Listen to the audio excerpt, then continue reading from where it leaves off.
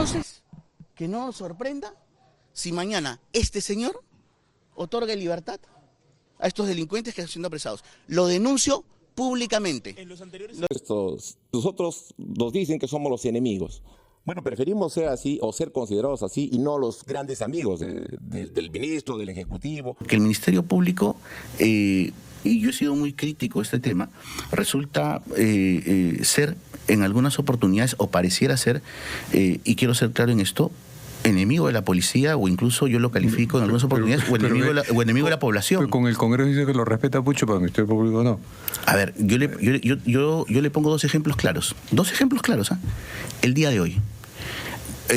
Acaba justamente usted de mencionar un buen operativo que la policía ha hecho en la captura de una organización criminal de venezolanos que acababan de secuestrar a un empresario anoche y que lo hemos rescatado en la tarde. El fiscal, cuando lo llamamos por teléfono, no quería ir. ¿Y sabe cuál era el argumento? Decía, no es mi jurisdicción. Y no quiso ir. El general Marco Conde tuvo que llamar al fiscal superior para exigirle que el fiscal de la jurisdicción vaya. Y el fiscal superior prácticamente lo conminó al fiscal Díaz para que se hiciera cargo. Y el fiscal Díaz al final tampoco fue. Mandó a su subordinada.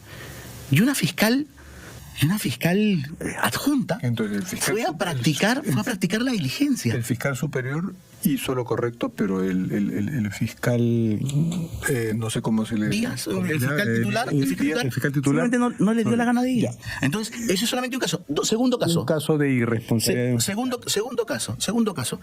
Hace tres días tuvimos un gran operativo de Amanecer Seguro donde tuvimos 73 detenidos, entre los cuales habían 16 requisitoriados. Y como es lógico, lo que hace la policía es poner en conocimiento de la sociedad a través de los medios de comunicación quienes habían sido detenidos y la mercadería que había sido incautada, en este caso la droga, poniéndola a conocimiento con los medios de comunicación. ¿Qué hace el fiscal? Denunció a los policías. ¿Y por qué los denunció? Porque dice que no teníamos por qué exponer pobremente a los delincuentes o a los presuntos delincuentes que habían sido detenidos. Los acaba de denunciar. Ahora, ahí hay algunas políticas que ustedes sí lo conocen y cumplen sobre entonces aquí la estamos, presunción de inocencia. Sí, a ver, garantismo. No, garantismos que son antipáticos. Garantismo para el delincuente y para el policía. Sin embargo, al policía le exigen que capture al delincuente. Al policía le exigen que responda con su arma de fuego. Al policía le exigen que cumpla su función.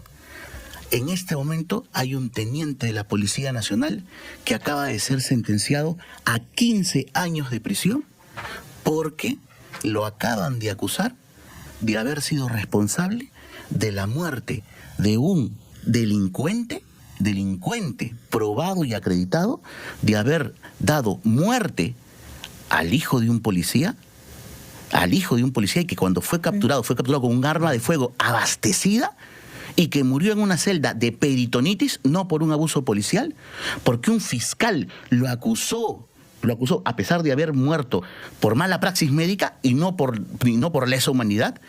Lo acusa de abuso policial y lo acaban de sentenciar a 15 años. Garantismo para el delincuente, esperemos que todos pero no esos para el casos policía. Los discuta bien con los fiscales. Entonces, y se pongan de acuerdo en algunas políticas generales y en algunos temas respecto al Congreso, ¿no? Porque también hay que hacer un contrapeso ahí. Pero por eso algunas de esas leyes los fiscales están diciendo con cierta coherencia jurídica que no están ayudando a la lucha contra el crimen. Y ahí debieran estar ustedes dos sin fisuras, con una posición uniforme en la medida de lo posible. Es que el problema es ese. Y de esos casos miles. Hace 2 días, y eso también lo pasaron aquí en RPP, un delincuente venezolano atacó a 2 niños, un niño de 16 años y una niña de 14 años, colegiales. Los golpeó, el niño en el hospital, porque le rompió creo que la pierna por asaltarlo. El delincuente fue detenido en la comisaría de Independencia, ya puesto en conocimiento de la DIPINCRI. ¿Qué cosa pidió el fiscal? Libertad. Y a los policías capturados. Ahí tiene mucho que discutir con los fiscales superiores para conciliar políticas que sean más eficaces. Gracias primero por la oportunidad de poder dar nuestra versión. En realidad no nos extraña la conducta del ministro porque recientemente el Ministerio Público y la Fiscalía de la Nación han iniciado diligencias preliminares por delito de abuso de autoridad en contra del ministro. Esto respecto de del pretendido control de un periodista, que todos sabemos por un audio que se difundió, y que luego ordenó además un proceso disciplinario contra un efectivo policial que difundió este audio. Esto se ha notificado recientemente, en los últimos días del mes de julio.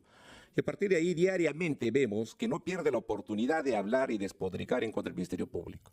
Nosotros nos encontramos realmente indignados, mortificados por las expresiones de este ministro, porque en principio no es cierto lo que dice. Acá tenemos los informes, tanto del Distrito Fiscal del Lima Noreste y Lima Norte, respecto a esta última intervención.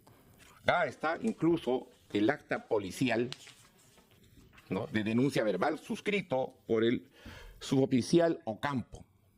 Ellos reciben la denuncia a las 6 de la mañana y a las 6:30 se comunican, y consta acá, con el fiscal Gusukuma y consta acá que el fiscal dispuso de manera verbal se realicen los actos urgentes e inaplazables. Perdón, doctor, para poner en contexto a quienes nos ven y nos escuchan, eso tiene que ver con el caso de la liberación de un empresario. Efectivamente. ¿Cierto? En donde el ministro dice que el fiscal no quiso ir porque no era de su jurisdicción. Efectivamente. Ahora, el ministro lo que ha dicho es lo siguiente, que cabe aquí una reforma por parte del Congreso del Ministerio Público. ¿Eso qué significa para usted? ¿No? Y en segundo término, entonces el ministro está hablando como una especie de represalia por lo que ustedes están haciendo, o sea, investigarlo. Pero no es extraña, ¿no? O sea, ¿cuántos proyectos de ley de reforma del Ministerio Público han habido? Ya. Por lo menos 4 en el último semestre, ¿no? Y también el Ejecutivo ha expedido, indicado anteriormente, decretos legislativos que vulneran nuestras funciones constitucionales de conducción de la investigación del delito. Y que también hemos presentado denuncia de inconstitucional contra estos decretos legislativos. ¿El ministro quiere ir contra la autonomía del Ministerio Público con este pedido de reforma al Congreso, cree usted? Pero por supuesto, nosotros nos dicen que somos los enemigos. Bueno, preferimos ser así o ser considerados así y no los grandes amigos del ministro, del Ejecutivo o de quienes tenemos la obligación constitucional de investigar. Y en el caso de la Fiscalía de la Nación, es nuestra responsabilidad investigar a los altos funcionarios. Y así lo estamos haciendo. Hemos presentado aproximadamente 30 denuncias constitucionales en este último semestre.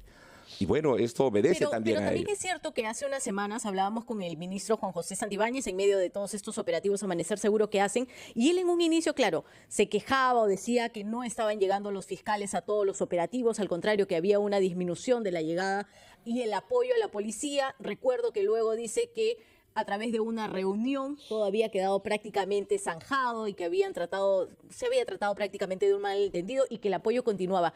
¿Qué ha pasado después de esa reunión? Lo que ocurre es que en esa reunión nosotros le hicimos llegar un bloque de más de 200 documentos por parte del fiscal de crimen organizado, de todos los documentos, por ejemplo, donde la policía no apoyaba al Ministerio Público en las diligencias que tenía que realizar. Pero no salimos a la prensa a decirlo una y otra vez que no cumple la función de la policía o que no presta su apoyo a la fiscalía, ¿no? Sino que encaminamos los documentos donde corresponde. Y entendemos que también la policía tiene deficiencias, como también el Ministerio Público no tiene a veces los recursos económicos o no se nos otorga los suficientes para atender algunos casos. Pero el Ministerio Público está trabajando de manera diligente. Ciertamente puede haber algunos casos donde el fiscal no haya acudido oportunamente por las razones que sean, pero hay órganos de control del Ministerio Público, en Inspectoría y en el Poder Judicial donde tienen que establecerse responsabilidades. ¿Sintieron que después de esta reunión había quedado el tema zanjado? No necesariamente zanjado, pero sí le hicimos conocer y le hicimos conocer nuestra molestia que también se esté expresando de esa forma. Okay. Él indicó que efectivamente, bueno, iba a analizar los documentos que se les entregó. Pero, doctor, usted ha dicho que esto viene por una investigación abierta por abuso de autoridad al ministro. Efectivamente. ¿Ese es el único trasfondo o es que también hay otro? Y hablo yo de las investigaciones a la presidenta Dina Boluarte. ¿Va por ese lado también, cree usted? Puede haber muchos. Nosotros, Pero como todos específicamente en ese lado. no lo sabemos. Habría que preguntarle a él. Pero ¿Usted sí qué puedo piensa? decir yo, ya dije, que hemos presentado más de 30 denuncias constitucionales al Congreso en este último semestre. La última, o una de las últimas, ha sido la denuncia contra la presidenta y los exministros por las muertes en las protestas, ¿no? Y también ha habido expresiones de esa naturaleza. Doctor Villena, I can't see the issue. Yeah, believe me, I need to keep myself in line. But I